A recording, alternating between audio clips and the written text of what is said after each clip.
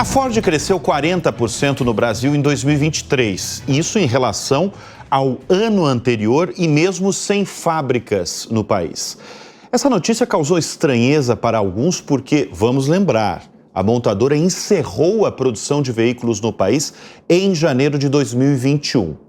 Portanto, mesmo sem fábricas por aqui, o Brasil é o maior mercado da América Latina para a companhia, especialmente com a venda de carros importados e um centro de pesquisa e desenvolvimento de produtos na Bahia que exporta inovações para a Ford no mundo. Em fevereiro deste ano, o argentino Martín Galdeano virou o novo CEO da Ford para a América do Sul, depois de comandar a operação na montadora na Argentina, e é com ele que nós vamos conversar neste bloco. Martín, obrigado pela presença aqui em nosso estúdio, por ter aceitado o nosso convite. Por que a Ford cancelou recentemente, aí nas últimas semanas, a produção de um carro totalmente elétrico? Bruno, primeiro um prazer estar aqui com você. Vou começar pedindo desculpa ao meu portunhol, está meio enferrujado, já vou chegar lá. Imagina. Olha, lo que está acontecendo a nível global es que no estamos olhando lo que nuestros clientes procuran, y nos entendimos que ese proyecto que nos teníamos de un SUV de 6 lugares eléctrico no era un momento para lanzar, para continuar trabajando en ese proyecto, y decidimos refocar ese capital en tecnologías híbridas y en otras tecnologías que entendemos que es el mejor momento para hacer. Acompañando desenvolvimiento de mercado completamente eléctrico, acompañando evolución de las baterías, custo de las baterías. Entonces fue por eso que nos decidimos hacer eso a nivel global, ¿no? Isso é a nível global, é bom você registrar mesmo. Mas vocês principalmente observaram, por exemplo, talvez uma queda na demanda pelos carros elétricos. Como é que vocês, do setor automotivo, veem essa acelerada aí? Porque a gente recebe, inclusive aqui no Show Business, a gente recebe variados presidentes de montadoras e muitos deles vêm com anúncios dos carros elétricos, carros híbridos e tal. Como é que vocês estão vendo a demanda pelo carro elétrico no mundo? Quando você olha ano contra ano, esse crescimento continua estando. Continua tendo esse crescimento, às vezes em forma de S, a curva de crescimento, mas certamente essa velocidade ou aceleração no crescimento de veículos elétricos está um pouco mais devagar do que nós achávamos ou que todo mundo achava saindo da pandemia. Essa velocidade de adopção de veículos elétricos continua crescendo, mas um pace menor do que tínhamos. Para você está há quantos anos no setor automotivo? Eu comecei a trabalhar no setor automotivo em 98. Em 98, então são... Como trainee, como passante. Como trainee, trainee da Ford? Isso. Então são décadas aí no setor automotivo. Para você, o atual momento do setor automotivo, como é que você define? É a maior revolução dos últimos tempos? De longe, a maior revolução, transformação da indústria que nós teníamos visto. Tal vez como comienzo a producción en línea sea comparable con esto que está aconteciendo, pasando de vehículos a combustión a vehículos sustentables, vamos a hablar, ¿cierto? Eléctricos o 100% eléctricos es una de las versiones. Conectividad es un factor bien importante de nuestra industria. Cómo ese carro interage con la nube, qué tipo de datos llega para el cliente, llega para la montadora, qué tipo de servicio nos conseguimos mejorar con esa conectividad, como si fuese un celular, niveles de autonomía. ¿Sí? Autonomía en un momento parecía que iba muy rápido, ahora son niveles de autonomía que ayudan a conducción hasta un vehículo completamente autónomo. Y toda esa transformación es realmente gigantesca. Você na abertura falaba de que nos encerramos operación de vehículos compactos, sería no Brasil. Cuando você olha lo que está aconteciendo en la industria, esa transformación lo que precisa es de un capital gigantesco para fundear esa transición del business o de negocio que nos teníamos a ese futuro de la industria automotriz. Entonces você tiene que decidir cómo va a fundear eso, dónde va a investir y dónde no va, o dónde va a dejar de investir. Y eso es lo que nos hicimos. Dejamos de investir en carros compactos porque entendíamos que nos notemos a escala global, notemos eficiencia para llegar de la mejor manera a nuestros clientes. Agora, para você que está no setor há tanto tempo, Martin, você acha que o mundo vai ser o quê? O mundo vai ser Eu escuto, cobrindo a área aí de negócio, as mais variadas opiniões, né? É claro que muitas dessas opiniões são de empresas que têm seus interesses comerciais. Então, por exemplo, tem o presidente da Toyota global que fala que o mundo vai ser dos elétricos, que essa velocidade... O mundo vai ser dos híbridos e não dos elétricos. Aí você vê um Elon Musk, dono da Tesla, que fala que o futuro vai ser dos elétricos, né? É claro que eu estou falando de duas montadoras aí que têm seus interesses ali nos seus negócios. A Tesla, por exemplo, é 100% elétrico, né? Para você, o futuro do setor automotivo passa pelo quê? 100% elétrico, uma divisão elétrico, híbrido, combustão, qual que é? Nós certamente achamos que esse futuro vai ser sustentável.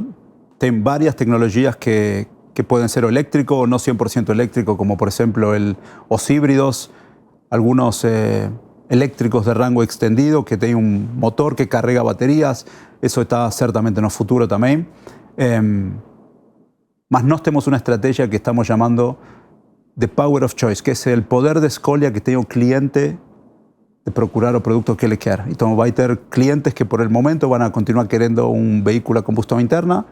Tem clientes que quieren o que requieren un híbrido por el jeito de usar o carro, y hay personas que quieren un eléctrico. La experiencia de manejar, de conducir un vehículo eléctrico en la ciudad certamente es muy boa. Entonces, nos continuamos investindo en las tres tecnologías. Muy pesado en híbrido, muy pesado en combustión y también en BEV. Como eu falei na abertura deste bloco, a Ford teve um aumento aí de 40% nas vendas, isso no ano passado. E muita gente pode achar estranho, né? Porque, não sei se todo mundo vai lembrar, a Ford deixou de produzir carros no Brasil. Foi uma notícia aí que impactou muita gente, porque todo mundo sabe a representatividade da Ford no Brasil nas últimas décadas para o setor automotivo. Como eu estou diante do presidente, eu não posso deixar de perguntar, por que a Ford, afinal, deixou de produzir carros aqui no Brasil? Não tem a ver com um país, não tem a ver com o Brasil, certamente, tem a ver com os carros que nós fazíamos, era a decisão estratégica de deixar de fazer veículos compactos. Por isso que eu falava, porque primeiro nós temos que fundear esse futuro da indústria, essa eletrificação, ese nivel de autonomía, esa conectividad de los carros del futuro, y nos no vemos que a Ford tenga a escala suficiente, a eficiencia para llegar do melhor jeito, con el mejor producto a nuestros clientes para el carro compacto. Entonces nuestra estrategia fue, vamos a continuar investindo y aumentando investimento en los segmentos que no tenemos esa expertise. En pickups continuamos investindo y crecemos la oferta de pickups, en SUV certamente, y en vehículos comerciales. Entonces, todo nosso foco do investimento foi para esses segmentos. Esse valor que eu tenho falado aqui nesse bloco, dos 40% de crescimento, né? O que justificou? O que foi determinante aí para os 40% em 2023 de alta? Vou te dar alguns números. 40% foi fechamento de 2023 no Brasil. Quando eu olho julho acumulado do ano, o crescimento atinge quase 70%. Então, 40 ano passado, mais 70 esse ano. Acho que tem algumas chaves nesse crescimento. O primeiro é que nós renovamos completamente nosso portafólio. Somos a montadora que tem a linha de produtos mais renovada.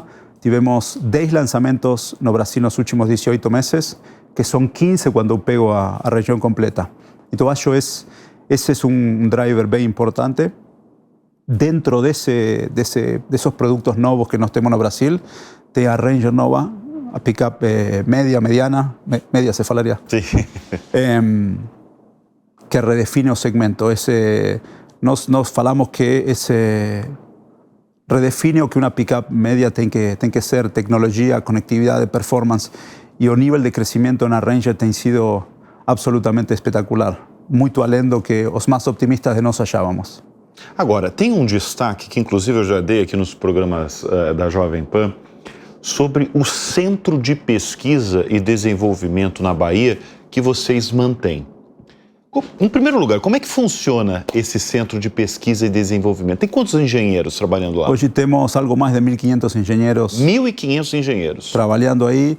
Desenvolvem 85% do tempo deles, estão trabalhando para programas globais, não para programas de produtos regionais. E eu te falaria que quase um terço das tecnologias de engenharia que está nos carros da Ford no mundo é desenvolvida por engenharia. Vem do Brasil. Exato. Então eu fui lá, quero falar, março deve ter sido, março, abril.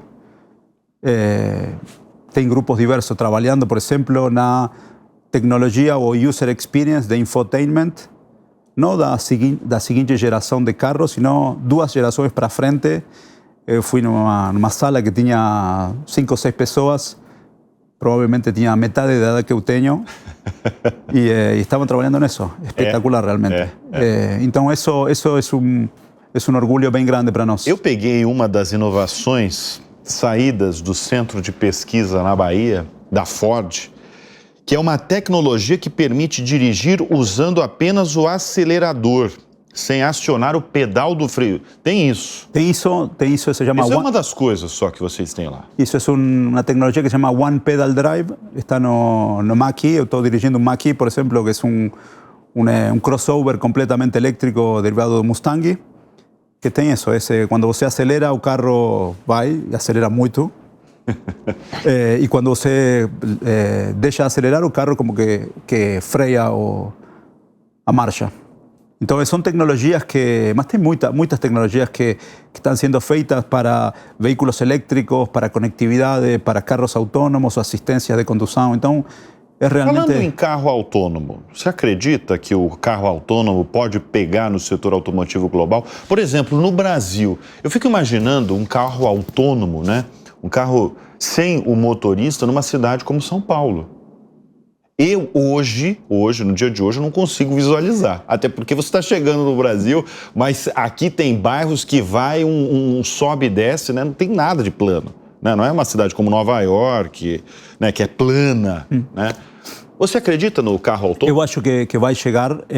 Nós o que estamos enxergando hoje são ferramentas como Blue Cruise que nós temos, que é condução autônoma em estrada, por exemplo. Que eso comienzo, que eso más simple, donde usted tiene un flujo de tráfico que va todo junto. Lógicamente, tráfico en ciudades va a ser lo más complejo de resolver. Acho que la tecnología está ahí o está muy perto de estar pronta. Legislación tenemos que ver, mas eso tiene que continuar evoluindo. Mas hoy ya tem tecnologia de condução autônoma sendo aplicada no mundo. Por que o Brasil foi escolhido para ter esse centro aí de inovação, de pesquisa, de desenvolvimento para a Ford no Brasil? Tem alguns fatores? Tem alguns fatores. Acho que o primeiro é o expertise que esse time tem de desenvolver um projeto ponta a ponta, desde que o projeto é um papel e análise em um papel, até fazer a entrega ou delivery de um programa terminado. Essa expertise, essa capacidade que tem o time é reconhecida no mundo e esse é o primeiro grande driver. A eficiência de custo que tem para fazer engenharia está dentro das mais competitivas no mundo. Então imagina que nós montadoras concorremos no mercado por ser a escolha de cliente, como você, que você escolhe nosso carro, nossas tecnologias, mas dentro do mundo das montadoras lo que nós temos é concorrência interna por ser fonte de abastecimento, neste caso de engenharia. Então a eficiência e a competitividade que tem a engenharia brasileira está dentro das melhores do mundo. O Brasil tem bons engenheiros, então? Sem dúvida, sim. Sem dúvida. Você tem que visitar com a gente em Camaçari. Não, com o maior prazer. Em Camaçari, né? Em Camaçari. Não, eu tenho maior curiosidade mesmo. 1.500 é impressionante esse engenheiros trabalhando, pensando em inovações. Deve ser formidável, né, esse cenário aí. É realmente espetacular. Como é que é o recrutamento aí desses engenheiros? Nós temos parcerias bem importantes com maiores faculdades do Brasil para ter esse link, que é o que é essa fonte de recrutamento de nós. E é muita gente jovem que está entrando? Eu te falei de um time aí que deveria ter metade da idade que eu tenho. Metade da sua idade, é. Sim. E que deve ter uma visão... Eu sou muito jovem, mas... Eu sei que você... Você é um jovem casado com 2 filhos, né? Um filho e uma filha, sim. Estou apanhando um pouco com a adaptação no Pois é, como é que está sendo essa adaptação com o Brasil? Você sempre morou, você não morou sempre na Argentina, né? Você teve uma passagem nos Estados Unidos, né? O seu filho nasceu nos Estados Unidos, né? Eu trabalhei quase 10 anos fora de Argentina. Eu entrei em um programa de estágio de trainee na Argentina. Trabalhei alguns anos e minha primeira experiência fora de Argentina foi aqui no Brasil. Trabalhei quase 4 anos. Trabalhei depois nos Estados Unidos quase 3 anos. E na Inglaterra outros 3 anos. Depois voltei para a região e agora estou me adaptando. Por que tem sido difícil a adaptação? Não vem falar mal do Brasil, não, viu? Não, pelo... Mas por que Olha, por que tem sido difícil? Mis experiencias anteriores fueron con mi esposa y yo mudando de un lugar a otro, tirando meu filho, que era muito pequeno quando a gente mudou. De escola. Claro, e agora chegamos com criança. Meu filho está super adaptado no Brasil, está adorando, ele queria mudar para aqui. E estou apanhando um pouco com minha filha, mas já vai estar aí. Por isso que falo que estou apanhando. Ele está se adaptando nas amiguinhas novas e isso aí. Você saiu da Argentina como CEO da Ford. Isso. Falando da Argentina, como é que tem sido fazer negócios no país nos últimos tempos? Teve uma complexidade, te falaria, até algum momento do ano passado, com esse fluxo de divisas entrando e saindo da Argentina que creó algunas restricciones que nós tivemos que, como industria, tivemos que lidar. Eu te falaria como está hoje a Argentina, o nosso business na Argentina, por exemplo, eu te comparo a planta de Pacheco produzindo com outras plantas, por exemplo, Tailandia, Sudáfrica ou Estados Unidos, que também produzem a Ranger. A competitividade que nós criamos, a tecnologia que temos na fábrica, acordos com sindicatos, nossa qualidade de mano de obra é muito competitiva. Quando eu olho a estrutura regulatória e impositiva da Argentina, é pouco competitiva. Tem demasiado imposto para produzir e exportar, o que cria desafios importantes.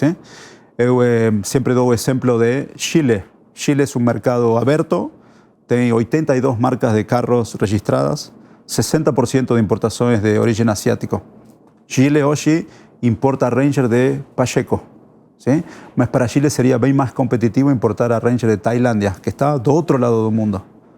E você me falaria, mas por quê? Por que acontece isso?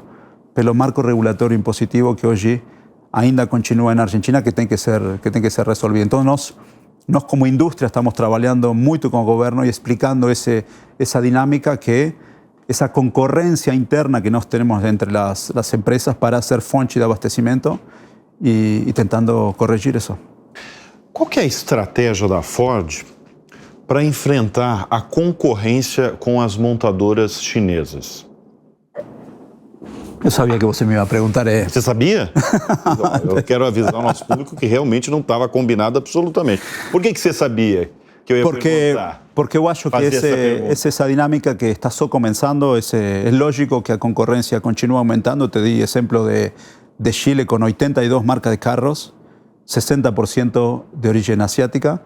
Eso va a continuar aconteciendo en cada mercado. Lo que nós estamos enxergando no Brasil, na nossa visão, é um começo, mas vai continuar crescendo. Só o começo. Vai continuar crescendo a nossa visão. A concorrência, no final das contas, a concorrência é muito melhor para o cliente. O cliente que ganha nos faz melhores a todos nós, essa concorrência. Lo que nós temos que ter certeza de que todos estamos concorrendo na mesma quadra, no mesmo estádio, com as mesmas regras. Eso es lo único que eu te falaria, mas a concorrência em si mesma é muito boa para todos.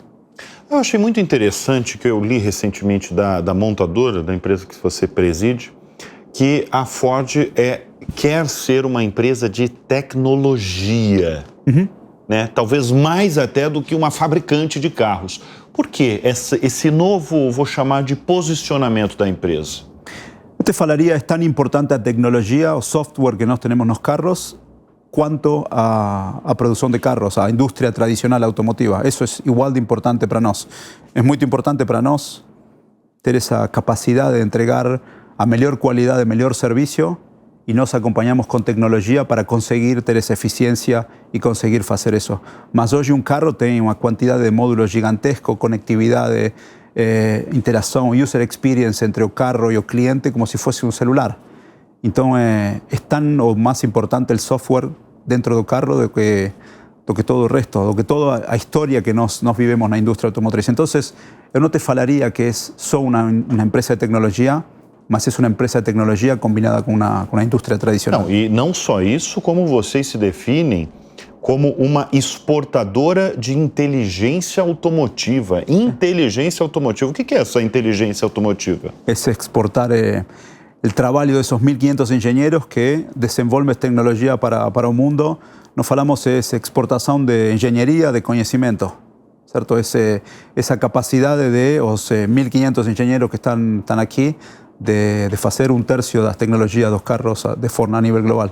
Vocês, a gente está falando desses 1.500 engenheiros, todos são brasileiros? Maior parte são brasileiros. Tem alguns na Argentina também. Vem mais contratação por aí? Quais são os planos aí de vocês? Sempre queremos crescer. Hoje a chave desse crescimento está em nossa capacidade de continuar trazendo esse talento e manter a eficiência que nós temos hoje. Então, estamos com um plano de expansão em Camaçari. Anunciamos há 2 semanas, acho, a construção de um novo prédio que para 1.000 engenheiros. Nesse mesmo prédio de Para Camaçari. mais 1.000 engenheiros. Hoje estamos falando que é para 1.000 engenheiros. Vamos a ver quantos são a mais e quantos são parte do que relocamos do time que nós temos. Mas espero ter notícia em algum momento. Você falou da primeira visita, né, que quando você foi conhecer o Centro de Pesquisa e Desenvolvimento em Camaçari. O que mais surpreendeu você desses engenheiros brasileiros, a maior parte jovem e pensando em inovação no setor, Martin?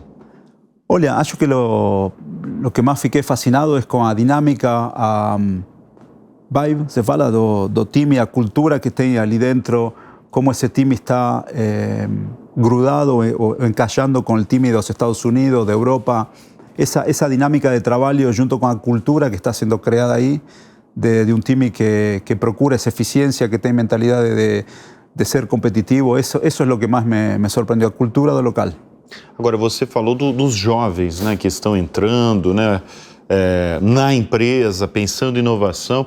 Agora, como é que o setor tem enfrentado uma realidade, não só na América Latina, mas no mundo todo, de que uma parte dos jovens, uma parte relevante dos jovens, não pensam mais em ter um carro? Isso era bem forte em algum momento, depois de uma segurada. O que nós fizemos foi ter opções para cada dos clientes. Inclusive os mais jovens? Isso, o cliente que quer o carro, nós temos esse modelo de venda, seja qual seja, e o cliente que quer alugar o carro, que quer ter o carro compartilhado, nós temos opções também.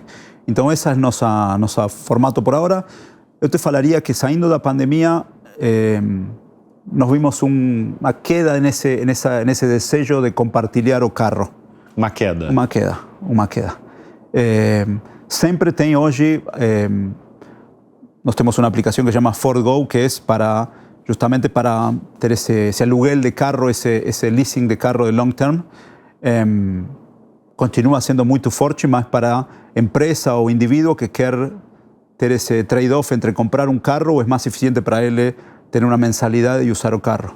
Mas o sharing per se tem tido uma queda depois da pandemia. E os carros por assinatura? Você está falando um pouco também, Isso, né, o carro por assinatura. Então, o carro por assinatura, você acha então que... Não, continua esse por assinatura de longo prazo. Relevante. Continua relevante e é para esse cliente que é o que eu te falava, esse cliente que tem a escolha entre comprar o carro e colocar o capital no carro ou ter essa assinatura mensal que ele usa o carro. Martin, como é que o setor automotivo pode ser mais competitivo e um setor melhor mesmo no Brasil? Eu acho que você, para ter essa competitividade que permita a indústria automotriz brasileira, regional, se insertar no mundo, tem alguns pilares. O primeiro, certamente, é que nós, os empresários, coloquemos no Brasil e na região a melhor tecnologia, melhores processos, melhores acordos com sindicatos, com faculdades, para ter o melhor recurso. Esse é nosso trabalho interno. Que nós garantimos que cuando nos vamos a hacer concurrencia en los mercados internacionales, no somos bien competitivos. Ese sería el primer pilar na minha visão. Segundo pilar es ese marco regulatorio, impostos que eu te falava. ¿Cuán competitivo es desenvolver tecnología no Brasil para exportar ingeniería, por ejemplo, para exportar carros? Ese es un pilar grande, muy importante que nos, montadoras, tenemos que discutir con los gobiernos de los diferentes países. Y acho que un último pilar que yo te falaría es que qué tipo de acuerdos los diferentes países de la región tienen a nivel internacional con China, con Europa, con Estados Unidos para colocar producto y servicio automotriz, exportar producto y servicio automotriz ao mundo. E como é que você viu o setor automotivo no Brasil? Você em outro país, né? Você na Argentina, por exemplo, comandando a operação da montadora na Argentina. Como é que é a sua visão de estrangeiro olhando para o setor no Brasil? Es un sector extremadamente competitivo, una escala gigantesca, un desenvolvimiento no solo das montadoras, mas también da base de fornecedores bien importante. Un mercado o más importante da región de longe. Então, eu vejo bem competitivo, con algunas oportunidades para trabajar en algunos sectores. Tem alguna legislación como Mover, por ejemplo, que tem saído agora há pouco, que define o futuro da sustentabilidade ou descarbonização da indústria no Brasil. E acho bem interessante, mas acho um mercado muito relevante, bem relevante. Você, dá para ver aí pela sua trajetória e você falando aí sobre carro, você é um apaixonado por carro. Eu adoro carro, sim. É? Eu adoro carro. Eu não te falei, mas meu pai faleceu 10 anos esse ano, mas ele trabalhou na Ford 35 anos. Ele trabalhou na Ford? Quer dizer, olha, eu tive já um convidado aqui no Show Business que teve essa transição também. O pai começou lá. Então, seu pai trabalhou 35 anos. 35 anos na Ford. Ele começou a trabalhar na Ford quando eu nasci. Então, na verdade, as suas lembranças de infância, adolescente, é tudo do setor automotivo. Sim. Coitado, meu filho está passando por isso agora. E aí, está sendo pressionado ou ele já gosta do setor? Ele gosta de carro, mas eu não pressiono, que ele seja o que ele quiser. E qual que é a sua maior lembrança da infância, da adolescência, envolvendo aí seu pai, o setor? Eu lembro quando ele trazia carros novos, que para mim era tipo um foguete para a lua, entendeu? Que era tecnologia, e era tecnologia básica. Hoje olhamos como tecnologia básica, nesse momento para mim era Disney. E eu fico... um bom paralelo, era Disney para você, né? Eu fico imaginando para você, com toda essa memória, com toda essa experiência no setor automotivo, mas também com isso que você acaba de me falar, que o seu pai já tem mais de 3 décadas aí no setor automotivo. Eu fico imaginando para você, que vive e respira carro, o que o setor vive atualmente no mundo, né? Você falou um pouquinho que é a maior revolução que a gente tá vivendo, mas para você deve ser mais especial ainda, né? Para mim, esse poder ser parte dessa transformação da indústria, de uma indústria, por aí se você quer, mais dura, mais rígida, a esta combinação de indústria tradicional com tecnologia, para mim é fascinante realmente. Como nós adaptamos não só o que o cliente vê, que está no carro, que le interage no carro, mas também dentro de casa, ¿sí? Atrás do escenario, qué es lo que nós estamos haciendo, cómo usamos dados, cómo hacemos para ter uma melhor experiência para o cliente usando dados, conhecendo o cliente. Para mim toda essa dinâmica, essa transformação é realmente fascinante. Qual que foi a melhor viagem que você já fez dentro de um carro? Dentro de um carro para o sul da Argentina, sem dúvida. Eu gosto de dirigir muito. É mesmo? Sim. E eu vou te falar outra experiência dentro da Ford. Eu trabalhei na Inglaterra, te falava, e fomos em carro a visitar a tesouraria del Vaticano. Essa foi uma experiência também muito... Tesouraria do Vaticano? Eu fazia, na Europa eu fazia emissão de dívida para financiar carros. E íamos a visitar investidores e essa foi uma grande experiência para mim. Qual que é a maior diferença de fazer negócios no Brasil e na Argentina? Olha, eu acho que o mercado é bem diferente, o consumidor brasileiro é diferente, tecnologia é bem focado em tecnologia, em serviço. Te falaria de fazer negócio é muito similar. Sim, Aqui, quando eu olho nossos times, muito boa dinâmica de equipe, isso eu adoro, vendo de fora. Pero eu falaria que são similares às culturas. Martin, quem que é a sua grande referência no mundo dos negócios? Essa é uma pergunta que eu costumo fazer toda a edição do Show Business para os meus convidados. Eu gosto de ler e de escutar muito a Jeff Bezos. Jeff Bezos, o dono da Amazon. Isso. O jeito dele colocar o cliente no meio, a experiência do cliente como foco principal do sucesso da companhia. Então eu gosto dessa dinâmica. Muito bem.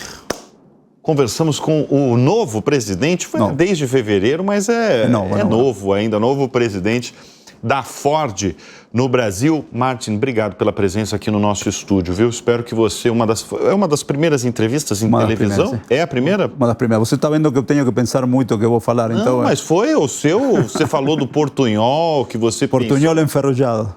Portunhol enferrujado? Não, foi ótimo. Eu entendi tudo, eu espero que quem nos acompanha aqui pela TV e pelas plataformas digitais possam ter entendido, mas eu tenho certeza que entendeu. Obrigadíssimo, viu? Obrigado, Bruno. Super prazer.